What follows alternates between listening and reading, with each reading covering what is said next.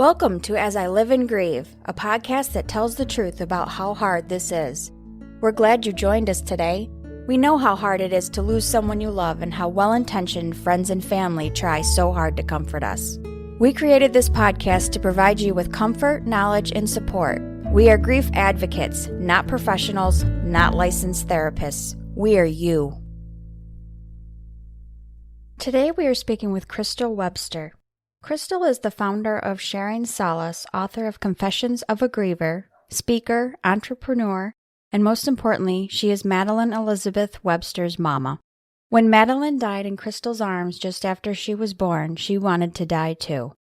It took her years to learn to live again, mostly because she realized her Madelyn wouldn't want her to live the rest of her life waiting to die. Sharing Solace was founded from that love and hope. To help grievers grieve and lovers love their griever through patented, tangible gifts wrapped in a meaningful community of support and strength so you can always remember you're not alone.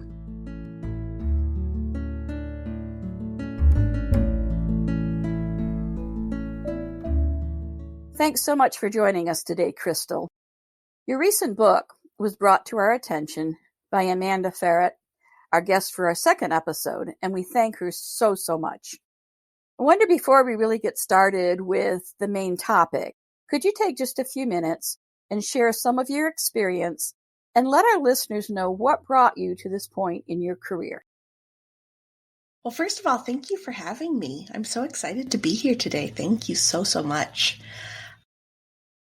Yeah, my story is unique, but also uniquely ununique, I think is probably a good way to put that. In 2010, I was pregnant with my first child, super excited. We moved back to our hometown and did all the things that you do. And at 32 weeks pregnant, we went in for a routine ultrasound and heard the words that no one should ever have to hear. Something's not right. I'm going to go get the doctor. 3 weeks later, my Madelyn Elizabeth was born May 19th, 2010. And she died the next day, May 20th, in my arms. Come to find out, she had a genetic condition that I have and passed along to her, which made it impossible for her to sustain her own life and also nearly impossible for me and my husband to bring her siblings. So to this day, my Madelyn is a one and only. She's literally my angel. So, obviously there was a lot of grief and processing and unpacking the loss of a child, the loss of what you thought the American dream was, what you thought you saw your future as. I felt a lot of grief, a lot of guilt. Probably any emotion that you can come up with, I've felt it. And so I truly don't believe that you ever get over grief. I don't think it gets easier. I agree. Yeah. I think you get stronger. And so it might feel easier to you, but it's not easier. And so I lived for several years in that really heavy grief. And then, like a flash of lightning, I realized that I needed to make a change. One way or the other, I needed to quit living in that turmoil.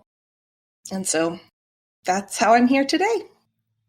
Well, our hearts go out to you, Crystal, and everyone who has lost a newborn or a child. I know some can't imagine having to leave a hospital without the baby you've planned for, waited for, felt move in your body, and maybe even named like you have. How do you come back from something like that? How do you get through your grief? And even 10 years later, it's still so hard. Yeah, it really is. I don't think, again, kind of like I just said, I don't think that you ever get through grief. I think you just learn to carry it better. And you don't really come back from it. You just start to find your new normal and your new happy. And my new happy is kind of always tinged with that bittersweet. Oh, this is so cool, but wouldn't it be even cooler if Madelyn were here? But you really just start by putting one foot in front of the other. because you have to.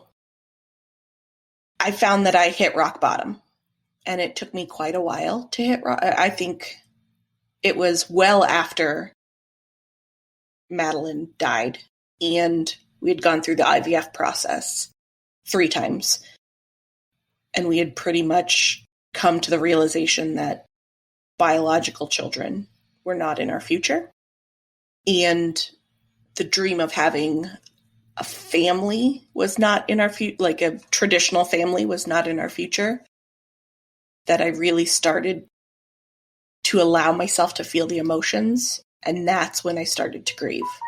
So it was almost 5 years after Madelyn died that I even really started grieving. And then I hit rock bottom, and I think everybody's rock bottom is different. And if you don't know if you've hit rock bottom, you haven't, and you will, because that's how it works. And I realized I was living my life waiting to die. And I either needed to fish or cut bait, kind of thing. And I was too much of a chicken to do one. So I decided it was time to live. And I just started doing small things. I started to allow myself to see joy in the world again and push myself to see joy. And so there were a couple things that I did early on that I really think snowballed the whole process and have gotten me where I am today. I mean, obviously, if I could change it, I would much rather have Madelyn here and be miserable, a overstressed, overworked, overcaffeinated mom. But because I'm not, I'm trying to make the best of my lemons. Was that even close to answering your question? I don't know, but you hit a nerve with me because I'm crying already. Oh, I'm sorry. Crystal, I think you answered the question quite well. You don't get over your grief for certain. And I also believe you don't really come back for that. You learn to adjust, you learn to cope, you learn to adapt. And somehow you continue to put one foot in front of the other because that's what you need to do for yourself and for those you love. I've mentioned this once before, I think, but Stephanie at one point showed me a quote, and I just love quotes. I kind of collect them. But there was one about someone approached another person and said, "Oh my gosh, you're doing so well. I don't believe it. How do you do that?" And the response was, "I wasn't given a choice." And that's kind of it. There, you had 2 options. Thankfully, you chose what I feel is the right one. So yes, as far as answering the question, I think you hit the nail on the head. I too have experienced the loss of a newborn. Although my loss now is about 45 years ago. And certainly I'm not as devastated now as I was at that time. But there are still moments like today, like this conversation, that are difficult. I was extremely fortunate and blessed in that I was able to become pregnant twice after that and raised 2 beautiful daughters. One, of course, is Stephanie, who is with me today. I'll vouch she is a beautiful daughter.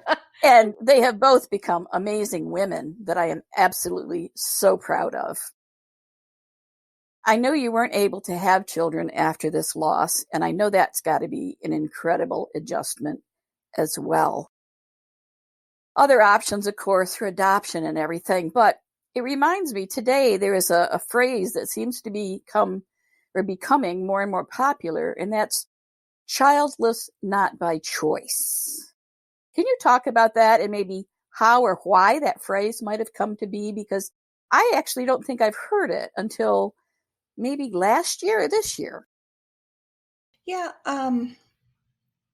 I think it's for the families, the parents that are in boats similar to mine, in that biological children are not in our future for whatever reason, and either they've chosen to go through the infertility process or not. I guess I don't know that I really thought about it growing up, but kind of looking back on it, I thought, okay, well, first you have your kids, and then if that doesn't work, then you adopt or you do this or you do that. It's not that simple when there are emotions involved. One of the most hurtful things that I hear is, oh, well, have you thought about adoption? Mm-hmm. No, never. You're a genius. How did I not think of that? Yes, I thought of that. That was, that's what you think of. But you also have to process that. And personally, I can speak to my own story. There was so much emotion and hurt and grief and sorrow wrapped up into Madelyn's death and the loss of that ability to have a biological family.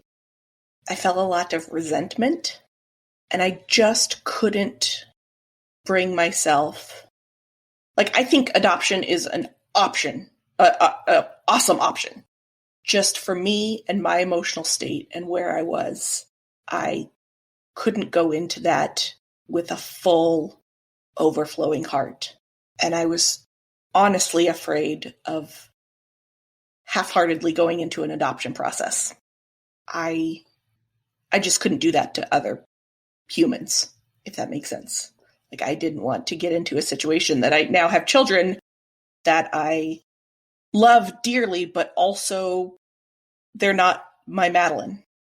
And so after a lot of soul searching and a lot of talking with my husband, we decided that we weren't really destined to be parents on Earth, but we are sure going to aunt and uncle the hell out of our nephews and find other great ways to be parents, just not to our own children, and do good in the world. There's just so much stigma around. I mean, it's just society, you're born and you go to high school and graduate high school and graduate college, and then you get married, and then you have kids, and then you get a house, and then you get a dog, and then your kids grow up, and then you die. So we never really thought about it until we had to think about it. And when you're really put into a predicament that you have to think about it, things can change. You can realize where your true emotions lie. That's certainly understandable. And I have the utmost respect that you were able to examine your thoughts and feelings that intensely and make the decisions that were truly in your heart, as opposed to what others may have wanted you to decide. I know that if you were not currently on the West Coast and I were on the East Coast, and if COVID were not a concern and we happened to be in the same room, we would be having a group hug. We would all be deeply in tears, but holding each other tightly. Mm-hmm. So, moving on just a little bit, when somebody's grieving and you know that and you see them grieving, it's usually considered a touchy subject to have any conversation at all that might revolve around the loss of their loved one or the situation. You want to let them know you care, that you certainly feel badly for their loss, but often the right words or phrases fail us. Or there are always, probably more in the case of those who have lost newborns or very young children, those well-intentioned people with newborns and young children that just kind of hold their baby out and say, here, hold her or him. Or, my goodness, those baby showers, christenings, birthday parties, and all those other festivities with other people's children. How did you handle those? I still handle them today. I haven't been able to go to a baby shower in a decade since Madelyn passed. That being said, I really appreciate getting the invitation to a baby shower. And also, I am the first one to RSVP, no, I'm not going to be there, and get them the wildest, craziest thing off their registry I can find. Because I want to be happy for them. This is a happy time in their life. It brings back a lot of, I have a lot of emotions that have to do with me and nothing to do with them. And so I see it as self-care to not put myself into situations where I can almost guarantee I will make a scene. Either by, actually making a scene or just like hiding in the corner, sobbing. Things changed a little bit once I got my nephews. I now have 3 of them under the age of 3. And they're a delight. And I would do anything for them. I mean, I'm their auntie mama, kind of. And I hope that they know that when mom won't give them the extra cookie or whatever, they can come to CC and she'll take care of that. But I still have to kind of dole it out in pieces. Like I still need a little, I call it my grace space. I go and spend Christmas with my nephews and I love them to pieces. And then I need to go and kind of compose myself by myself. And then I come back and I entertain and play and do all of the things. But when I see children, especially children in my family, it's hard not to think, how old would Madelyn be right now? What would she be doing? What would she want under the Christmas tree? All those kind of things. So you just kind of learn to navigate it. And you do that from a point of self-care. You have to take care of yourself. Yes.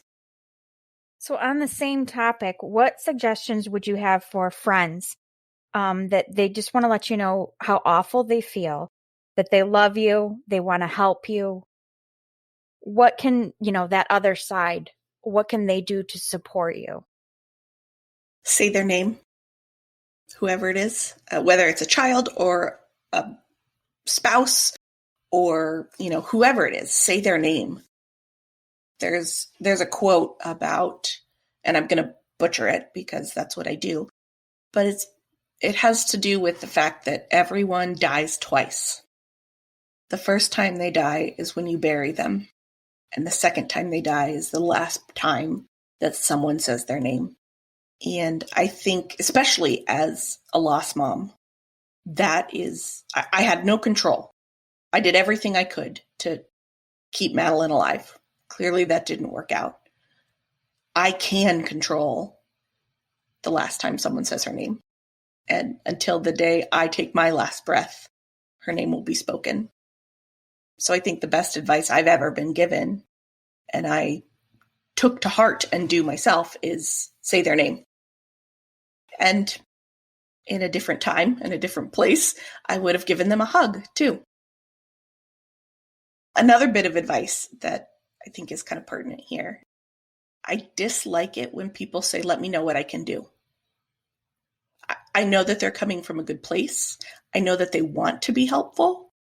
And also that gives me an obligation.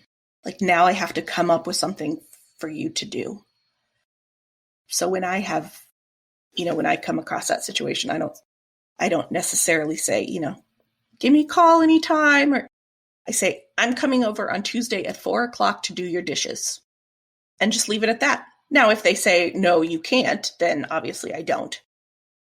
Or, Sunday afternoon, we're going to watch movies. I'm bringing the movies and the popcorn and we're just going to sit on the sofa.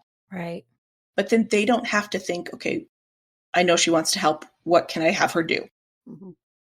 And sometimes I scrub the toilets and sometimes I take the kids and we go to the park so mom can have some alone time. But I always felt bad that I didn't know how to have them help me. And so I found that that's a way to kind of take that obligation off the griever. Well, and I know if you're anything like me, it's even on a good day, I don't like asking for help.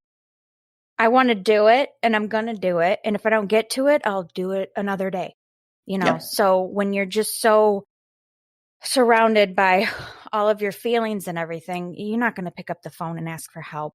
And if it's a true friend, then they're going to be like, I'm coming over with a bottle of wine and popcorn and we're watching a movie, you know? So I think just be be proactive and aggressive. Just, say, this is what I'm doing, and you're going to accept it. We're going to do it. Yeah. Now, if they come back and they're like, absolutely not, you're not going to do that, then I'm like, okay, right. I get that. But I'm not going to give you the obligation. When I was in my worst grief, it was like, I couldn't remember to shower, and you want me to come up with something, Right. You want me to give you a grocery list? Right. I don't know. Soap? Perfectly understandable. That statement that is uttered so many times, let me know what I can do to help. I think it's one of those statements everyone has gotten very, very comfortable with, that's something they can say because they have no idea what else to say. But I really like the way you put it. In other words, just be more specific. And you, who cares about that person and wants to support them, you think of something you can do to help. Maybe it's, give me a grocery list. I'm going to go to the grocery store for you, or whatever. Well, let's move on now and talk about your book that I mentioned at the very beginning. I loved the title of your book. First, I saw Confessions of a Griever, and then I saw the rest of the title, Crystal. What is the rest of the title, and what moved you to write this book, which dear. I'm about 2/3 of the way through, and I love it. Okay, good. Me too. I've decided people either love it or they are so turned off that they run the other way. No, I love it. It is you. It is you. It's me. So the full title of the book is Confessions of a Griever, Turning a Hot Mess into an Haute Message, Laughable Lessons for When Life Just Sucks. And the first word in the entire book is a misspelled 4-letter word. Yes. But there were so many days in the depths of my grief that I did, that was the only thing I could scream at the top of my lungs and even remotely express my emotions. And I think even if you're not a sailor like I am sometimes, that word still pops in your head. All 4-letter words kind of pop in your head at some point. And if people can't guess what that 4-letter word is, they'll just have to buy the book to find it. Yeah. I bet they can guess. My phone always says duck for me, which yes. I don't know why, because I rarely text the word duck to anyone. So right. You'd think it would learn me by now. My phone still thinks that I really like to say ducking birch. I don't talk about trees and waterfowl. I talk a big game. I really am not. I like to use expletives as an exclamation. Like, if that's the best word for it, I will use it, but it's not just like a or an and or a the kind of thing. Yes, and in your book, you have a way with words, choosing just the right ones to so clearly let the reader know what you were thinking, how you were feeling, and what you thought of everything, the world, the situation, and everything. So I'm going to let you continue to talk a little bit more about your book, and we'll keep going. So it is not just, like a memoir or an autobiography. It does have a little bit about my story, because I think that at least I hope that when I share my story, it encourages others to share theirs as well. There's also some tips and tricks, and there's a little bit of science in there.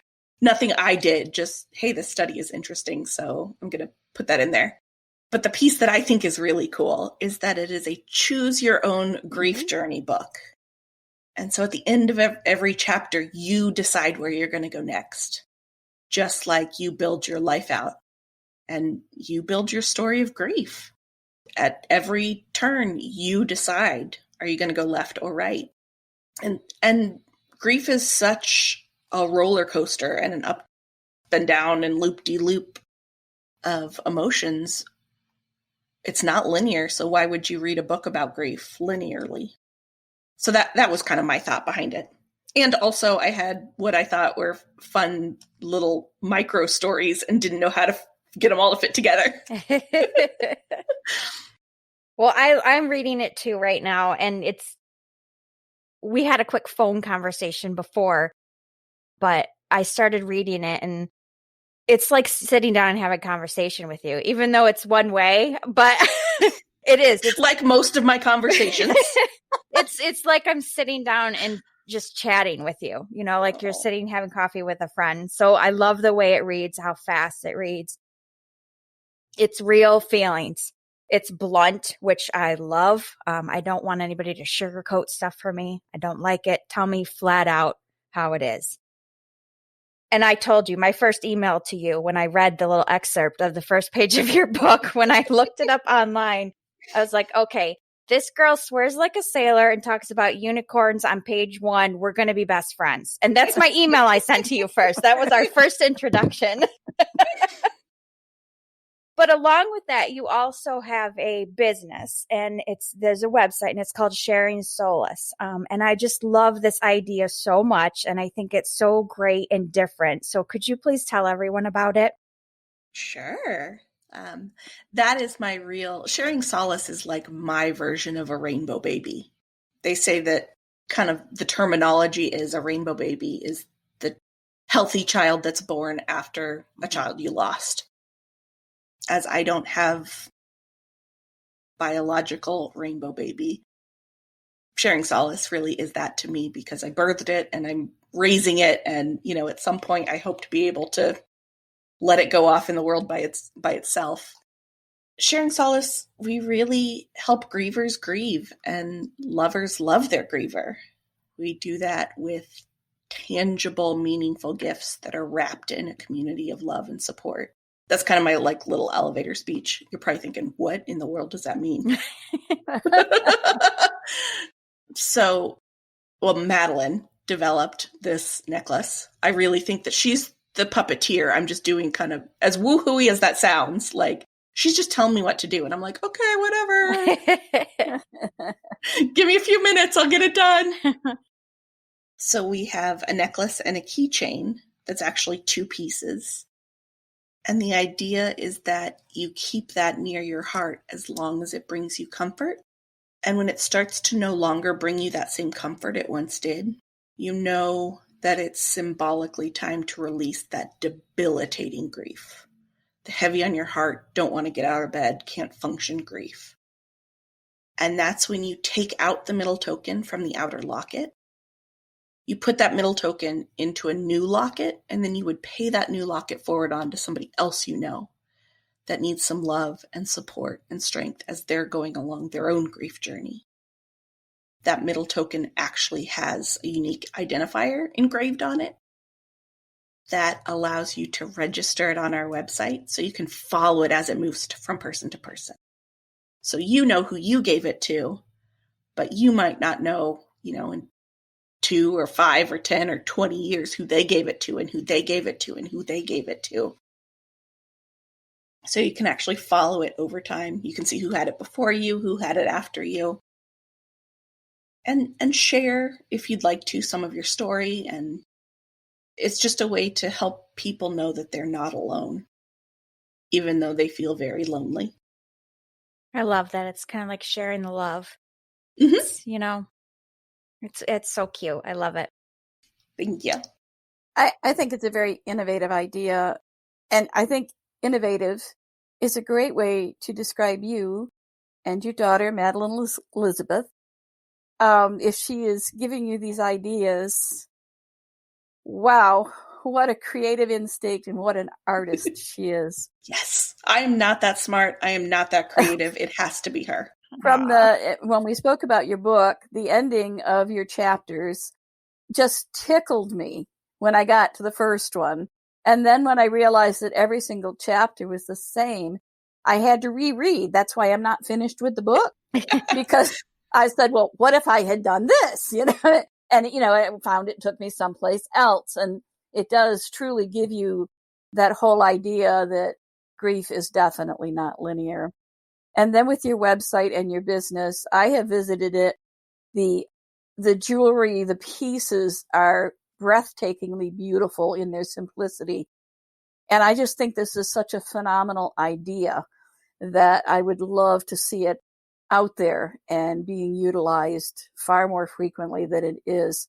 I didn't fully understand the registering and everything. So I'm glad that you've had the opportunity to tell our listeners about it. I do want to say that there will, in fact, be that information on our website and also in the episode notes. Very cool. So I see our time is kind of running out. This has been such an amazing conversation. I really don't want it to end. I would just sit and talk with you for hours and hours. But before we wrap things up, I want to ask you, is there anything else you would like our listeners to know? Can I read a quote that I really like? Because I know you like quotes too. Absolutely. You may have to send it to me. Just turn to page 18 of your textbook. Oh, okay. All right. Now I know what it is. Yes. You either get bitter or you get better. It's that simple. You either take what you've been dealt and allow it to make you a better person, or you allow it to tear you down. The choice does not belong to fate. It belongs to you. That's by Josh Shipp. But I absolutely love that. Every day I'm like, okay, I'm going to be better. I'm going to be better. I'm going to be better. And just better than myself. Like, I'm only competing with myself. Right. Yeah, that quote is already in my collection, actually. Once I realized where you were going and which quote you were going to read, it's also one of mine. And it truly is our choice. What to do with our grief, how to handle it, how to cope with it. And it's also our choice how to support others that have gone through very, very difficult situations and are continuing to go through them. Grief is not a sickness. It's not a disease. It's not a mental disorder. One of our guests, Dr. Bill Webster, described it as a completely normal reaction to an unfortunate event. And I love that description. It's so true. So I think we'll wrap things up now. Again, Crystal, thank you so, so much for taking the time out of your schedule to be with us. We wish you all the love and good wishes going forward, and know that our paths will cross again very, very soon. You and your Madelyn are in my thoughts and my prayers daily. You will always be a treasured friend of mine. Thank you so much. And of course, ditto. I'm very eloquent with my words. Yes, you are. And to our listeners, thanks so much for tuning in today and for listening. I hope we didn't cause you to go through too many tissues, but this is something that is very close to my heart as well. And I'm sure you had no difficulty hearing how Crystal feels about this entire topic. I hope you heard something in this episode that will bring you back next week.